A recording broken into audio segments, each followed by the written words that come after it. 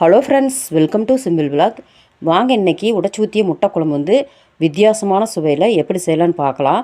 இது சப்பாத்தி, இட்லி, தோசை, சாதம் எல்லாத்துக்குமே ரொம்பவே சூப்பராக இருக்கும். கண்டிப்பாக இந்த சுவையில் செஞ்சு சாப்பிட்டு பாருங்கள்.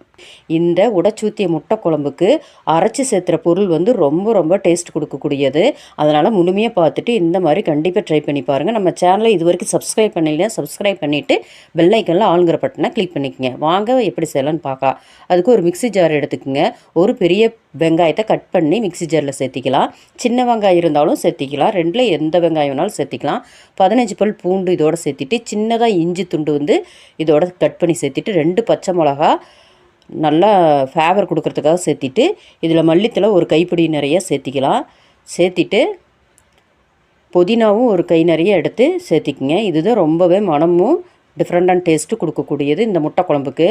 இப்போ இதை வந்து தண்ணி சேர்க்காமல் குறன்னு மட்டும் அரைச்சிக்க வேணும். நல்லா நைஸ் பேஸ்ட்டாக அரைக்கக்கூடாது. இந்த மாதிரி அரைச்சி ரெடி பண்ணி வச்சுக்க வேணும்.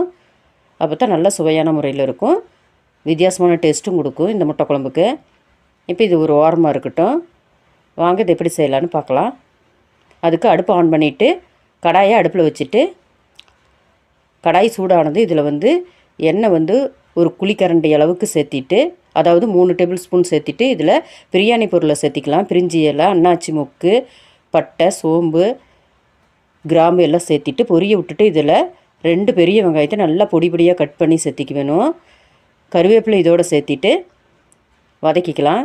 வெங்காயத்தை வந்து நல்லா கண்ணாடி பதத்துக்கு இந்த மாதிரி வதக்கிட்டு, இதோட நம்ம அரைச்சி வச்சுருக்கிற குறகுறப்பான வெங்காயம், மல்லி, புதினா பேஸ்ட்டு இதோட சேர்த்திட்டு தண்ணி சேர்க்காமல் நல்லா பச்சை வாசம் போகிற அளவுக்கு வதக்கிட்டு, இதில் 3 தக்காளியை வந்து மிக்ஸி ஜாரில் சேர்த்தி அரைச்சிட்டு அதையும் இதை வந்து சேர்த்திக்கலாம். இந்த மாதிரி அரைச்சி தக்காளி சேர்க்கும்போது டேஸ்ட் வந்து கூடுதலான முறையில் இருக்கும். கண்டிப்பாக இந்த மாதிரி தக்காளி சேர்த்திக்கிங்க.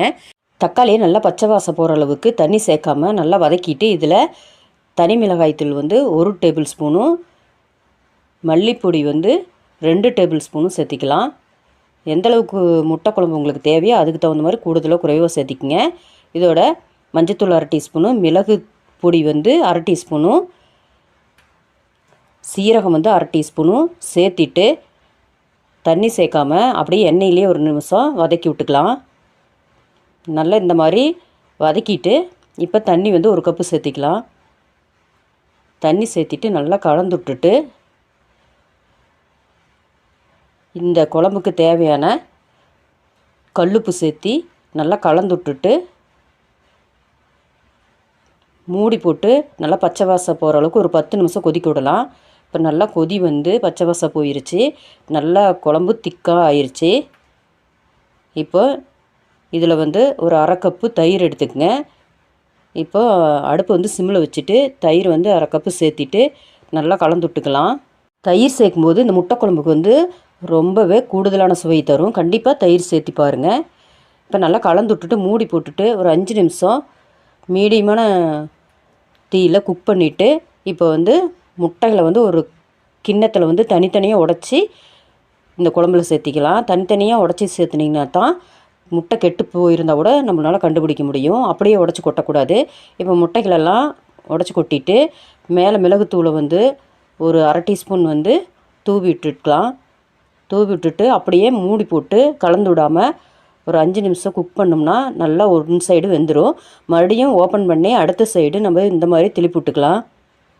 திருப்பி விட்டுட்டு கடைசியாக இதோட கரம் மசாலா வந்து கொஞ்சமாக ஒரு 1/4 டீஸ்பூன் அளவுக்கு அப்படியே மேலே தூவி விட்டுட்டு மல்லித்தலையிலும் பொடி பொடியாக கட் பண்ணி சேர்த்திட்டு கலந்து விடாமல் மூடி போட்டுட்டு சிம்மில் அடுப்பு வச்சுட்டு 1 நிமிஷம் மட்டும் குக் பண்ணிவிட்டு இப்போ நல்லா கலந்து விட்டுக்கலாம்.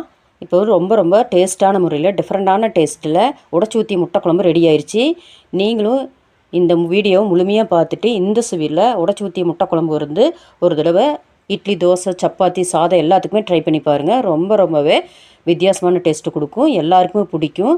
ஓகே ஃப்ரெண்ட்ஸ், இந்த மாதிரி முட்டை குழம்பு வந்து செஞ்சு பார்த்துட்டு கமெண்டில் எப்படி இருந்துன்னு கண்டிப்பாக சொல்லுங்கள். அடுத்த வீடியோவில் வேறு ரெசிபியில் பார்க்கலாம்.